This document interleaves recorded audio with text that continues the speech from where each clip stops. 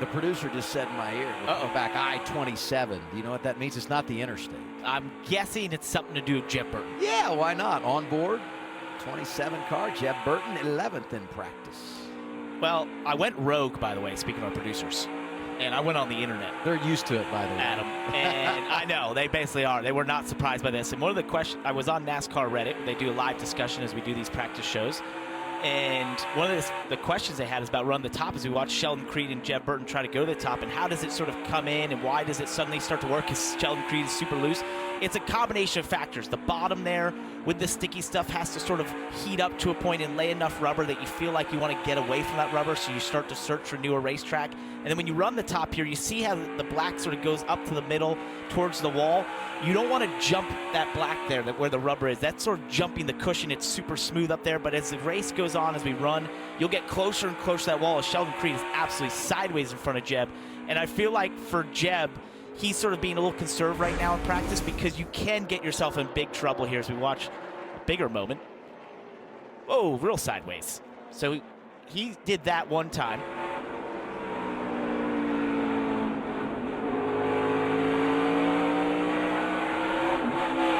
Oh, anytime you have to burp the throttle like that on the exit, you're hanging on. So it'll get your attention. It will every single time. But as we see that top groove come in, it's one of those things where you try to time it correctly, and we know Larson's one of the best because he's probably one of the most dynamic in terms of changing his line quickly. It's really easy to get forced into sort of a rhythm here of driving the same line lap after lap and not trying to move around, and that's what Larson does so well, is that he just very quickly registers what the situation is on a bottom or a top lane and then changes, and he can do it so quickly compared to others, and it's a really incredible skill of his.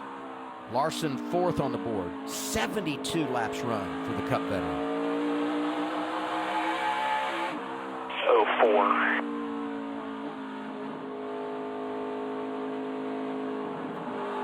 Our producer wanted to take a down there. And sure enough, Larson listened and got right off track. As soon as you do it, we're good. Sorry, Caleb. Minute to go in practice, so the 17 likely done. Could be a threat for the pole. 73 laps, quickest a bunch. Came in lap 22.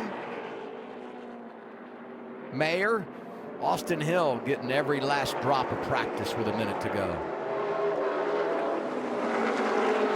Sort of looking at some of the best 5, 10, and 15 lap averages, and you've got Allgaier, Sanchez, and Larson 1, 2, 3 in basically all of those categories right now. I'll say this though, the one thing that compromises long run speed is track position. And we're gonna, and not always, right? But we're gonna have a lot of games being played today where teams, depending on how the cautions fall, chase those stage points. There will be some give and take. I go to last fall when Jeremy Clements won a stage. I mean, you're going to see some things that maybe don't always match up with what you would anticipate coming in when it comes to those stage results. And it's all about how you play the strategy game. When do the cautions fall? How do you manage your day? And we talked earlier, one of the best of the bunch at managing it, Danny Eplin, is on the pit box for Harrison Burton, who's 13th in practice. Very similar to Martinsville, we will see cars try and flip the stages, which forces some of the leaders back into traffic, and taking care of that race car today will be so important throughout the day.